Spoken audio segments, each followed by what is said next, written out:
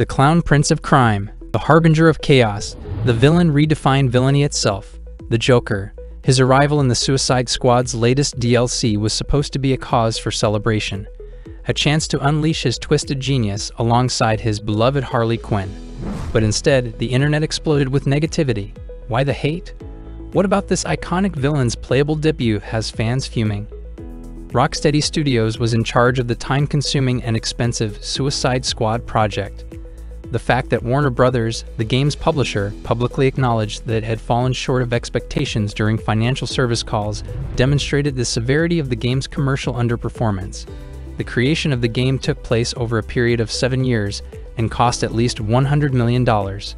It was clear that there were great hopes for the game's success, given the enormous timetable and financial commitment requirements.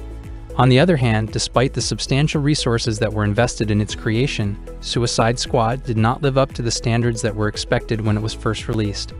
Despite the fact that the extended development time and large expenditure prompted aspirations for a polished and engaging gaming experience, the actual experience did not live up to these expectations.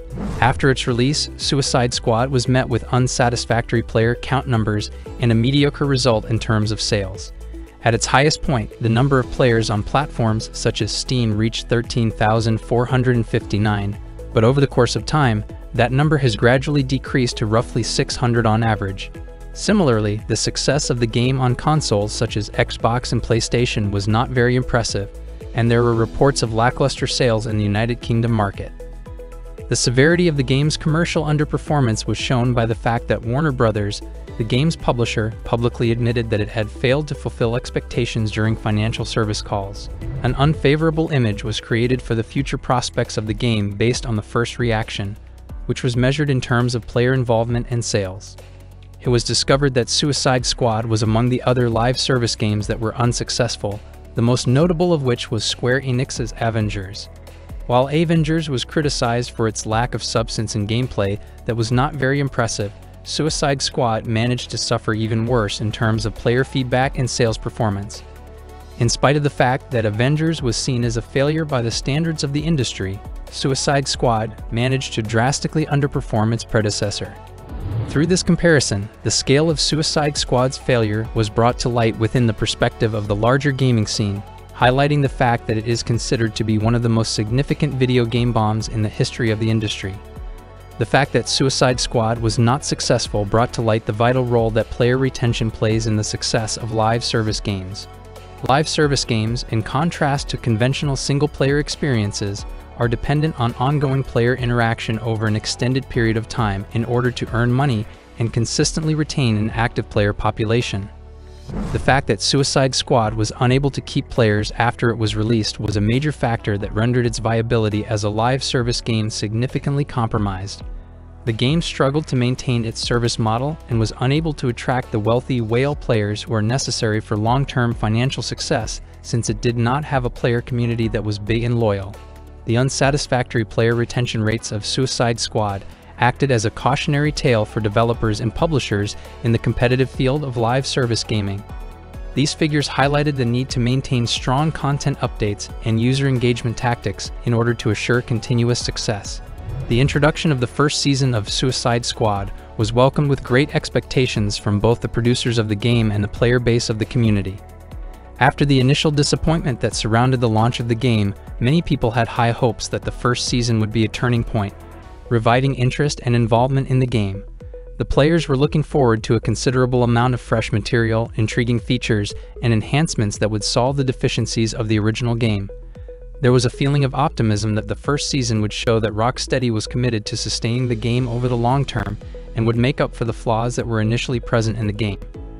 Despite the high level of anticipation, the first season of Suicide Squad did not measure up to expectations in many respects. The material that was included in Season 1 was not impressive and did not have the kind of depth and diversity that one would anticipate from a significant upgrade. The game began with a series of missions that had been played before, and there were very few new gameplay concepts introduced.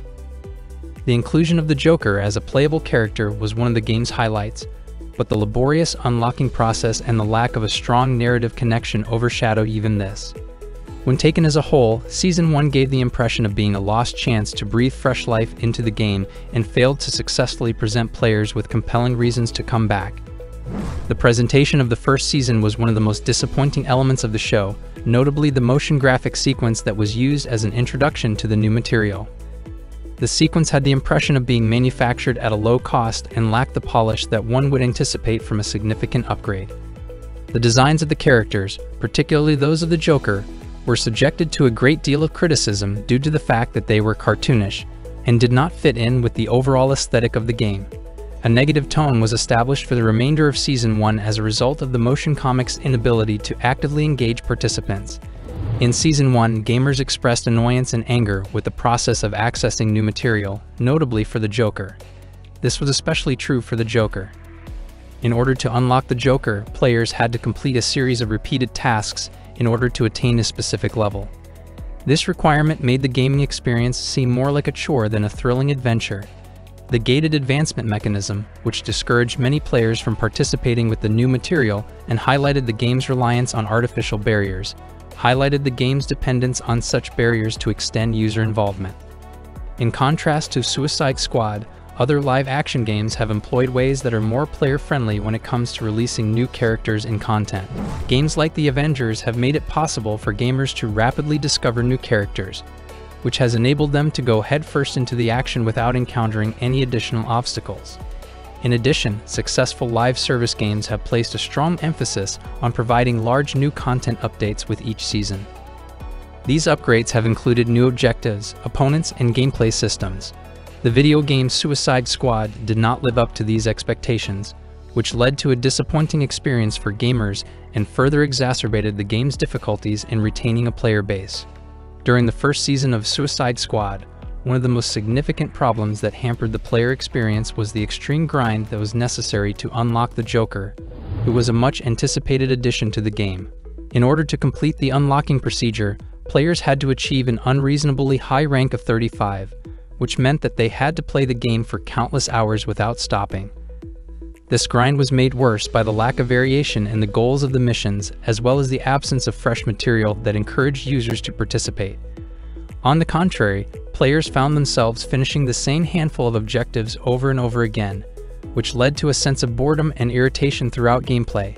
Aside from the final acquisition of the Joker persona, the gaming cycle got monotonous, and there was little motivation to continue participating. Furthermore, there was a noticeable lack of originality and novelty in the information that was presented throughout the first season. When players discovered that the new objectives and challenges provided nothing in the way of inventiveness or excitement, they were dissatisfied. This was the case despite the fact that the release had been anticipated with great expectation.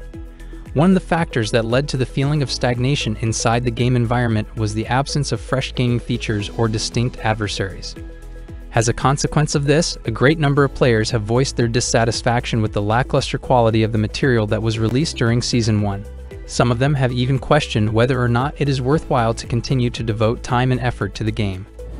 The simultaneous implementation of the Battle Pass system only served to exacerbate players' displeasure.